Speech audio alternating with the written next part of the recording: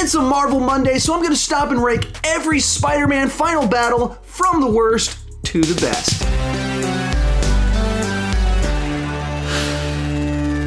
Hi, my name is Sean, and I started this channel because I was driving everyone around me crazy talking about movies way too much. If you can relate, you're probably in the right place and consider clicking that subscribe button. With that in mind, go ahead and join me down below in the comment section. Share your ranking of all 9 Spider-Man final battles. For this video, I decided to include Venom. I just thought, hey, why not? When it comes to how I ranked them, basically I was looking at how cool is the action, how much emotion is in the sequence, and how satisfying is it as a conclusion to the movie. And when you put all those pieces together, this was actually a really tough list for me to put together.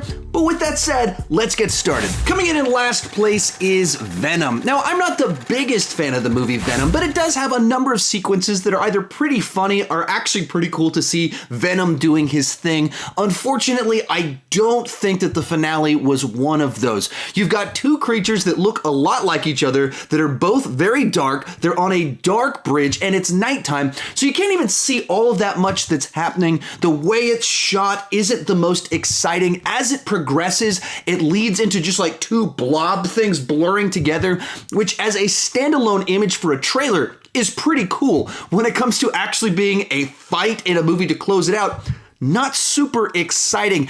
Add to that, you have a fake Eddie death, you have a fake Venom death. Both of them ring very hollow because you don't believe for a second that they're gonna kill off either one of the 2 characters.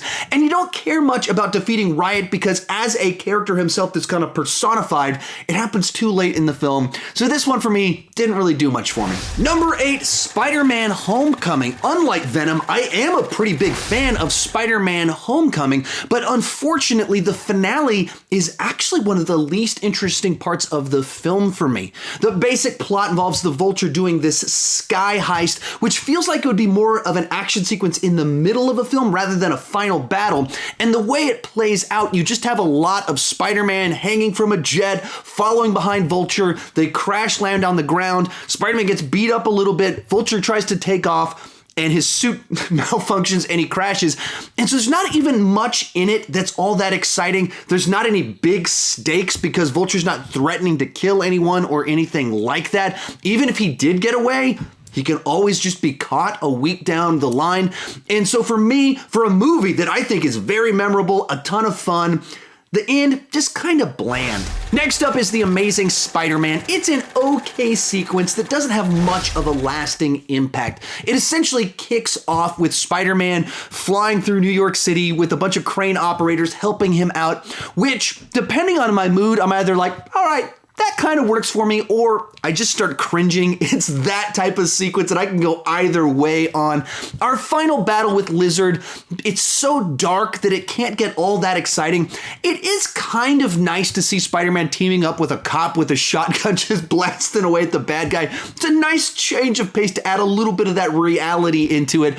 But, you know, even the death of Gwen Stacy's dad doesn't leave a big emotional impact or mark for me. So this is one of those ones that it's good enough for the movie without being something that I revisit much. Coming in at number 6, Spider-Man. Now, I absolutely love this movie.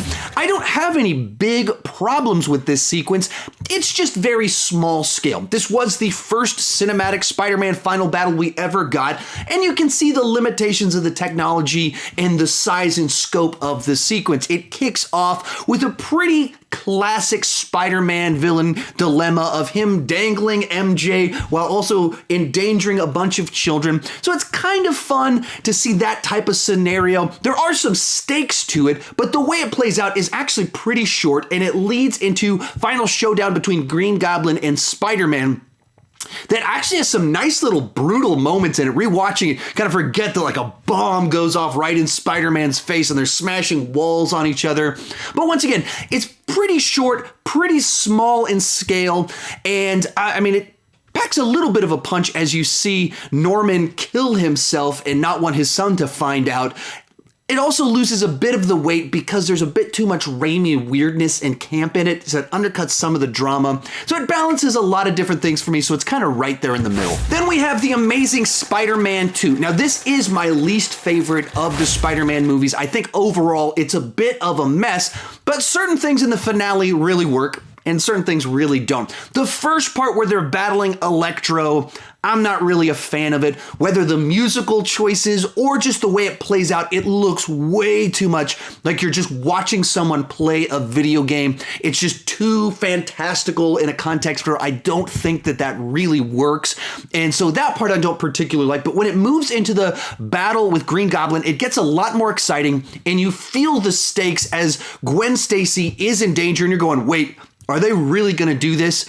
And then the thing that absolutely escalates this sequence is the death of Gwen Stacy is handled very well. It is by far the most emotionally jarring element in any of these final battles. It packs a big, gigantic emotional punch, and a big part of that is that of our Spider-Man actors, Andrew Garfield, probably most people's least favorite of the Spider-Man actors, but as an actor himself, Andrew Garfield is the best of these actors, and so watching him hold Gwen in his arms is just devastating because he's that good of an actor, and that's what elevates this sequence. Number 4, Spider-Man 2. Now, this is a lot of people's favorite Spider-Man movie, so it might seem like it's a little bit low here, and had I included the train sequence as part of the final battle, it would be my number 1 because I think that sequence is so good, and combined with the actual final battle, amazing, amazing stuff. But if you actually look at the real final battle where he battles Doc Ock and shuts down the reactor, it's only about 7 minutes long. He only fights Doc Ock for like 30 seconds. They throw a couple punches in some water, and then they talk to each other for like 4 minutes. Then he turns around, MJ sees him, and they talk for a while. So it's a very talky, not action-based finale. Now, granted, those character moments are really powerful. That Doc Ock battling inside himself and deciding, I will not die a monster, and sacrificing himself. Powerful, powerful stuff.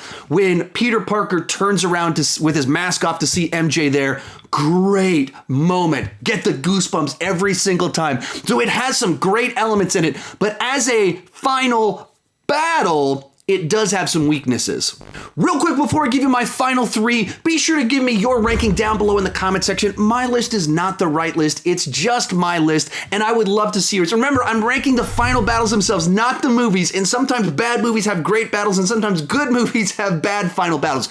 Also, if you've enjoyed this video, I've got a whole bunch of other Spider-Man rankings and editorials on my channel. You can check those out right up here. I'm ranking the villains, the movies, the Spider-Man actors, all that fun stuff. If you've enjoyed this video, there's something else up there that you'll enjoy. In third place is Spider-Man 3. Like most people, I find this to be the weakest of the Raimi Spider-Man movies, but one of the high points of the film is the final battle, and a big piece of that for me is that they chose to kind of close out Harry's arc with his relationship with Peter Parker in a way that I found to be very satisfying as he goes from friend to villain, back again to be a hero, and that hits all the right notes for me.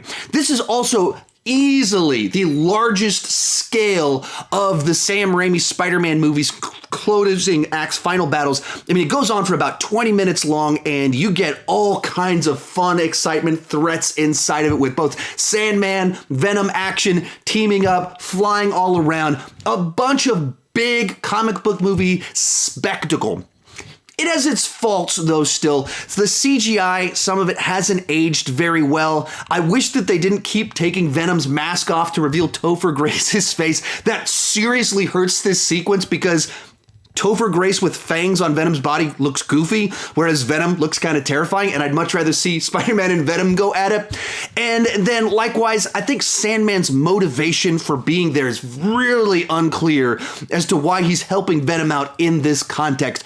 But overall, I think it is a pretty good sequence that has plenty of the action and emotion that I want from these finales. Our runner-up is Spider-Man Far From Home. Now, I'm in the category that thought that this was a good but not great Spider-Man film, but once again, it's a movie that ends on a high note.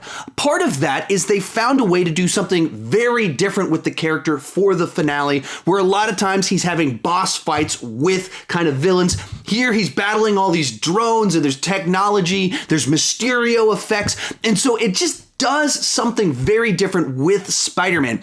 At times, it can do things that can be a little bit video gamey, but in the context, it kind of works because it makes sense with the technology that Mysterio is using. Likewise, you get a little bit more of the illusion, dream world Mysterio stuff in the middle of the sequence that I thought was a nice little touch. It's not as good as the sequence that came about 20 minutes earlier in the film, but there's a lot of other stuff going on here that was very cool too. Another nice touch in the finale here is the Happy Hogan plotline that added some levity and humor in it, and it let Happy be the hero, which is something I always love to see in these movies. Even Beck's kind of final conniving moments and what he tries to do closes this one out on a high note. But coming in at first place is Spider-Man Into the Spider-Verse. When this movie came out, I really didn't know what to expect going into it because it just seemed so weird. Granted, the movie is very weird, but it absolutely pulled it off and became the most comic booky Spider-Man movie that we've ever gotten, while also being very just true to the character, both of Peter Parker as well as Miles Morales, and giving them great arcs in this, while having all these weird other versions of the character. And all of that continues into the finale, where you have every single one of these weird characters getting some moment that ties into whatever the quirk is of their version, some sort of joke, some sort of cool heroic moment. You get, of course, big, crazy spectacle in it, but it also manages to have little emotional moments, whether that's kind of the spider bot dying and you kind of watch kind of the sense of loss, even though the spider would be okay, but you sense that loss there. The moment, it's probably my favorite moment in the finale where Peter B. Parker is having to go back into the portal and he's like, what if I fail again? And he has that realization that, oh, all that stuff I've been teaching the kid, that's true for me, that I have to have faith, and he kind of accepts that, and you know he's gonna be okay. They even managed to find a way to have a little bit of tragedy in Wilson Fisk's emotional arc in the finale, because he's just trying to get his wife and kid back, and he sees them for a moment, and he's heartbroken as he realizes it's not going to happen. Put all that together, you've got memorable moments for all the characters, you've got crazy comic booky action happening, and it has a lot of heart and emotion. So it comes in at number 1. If you've enjoyed this video and want more like it, check out that playlist right over there with more of my Spider-Man rankings. And down there is a video I did talking about 8 canceled Spider-Man movies. It's one of my favorite videos that I have ever done. If you enjoyed learning about the history of movies that didn't happen, that's one worth checking out. Thank you so much for watching, and keep talking movies too much.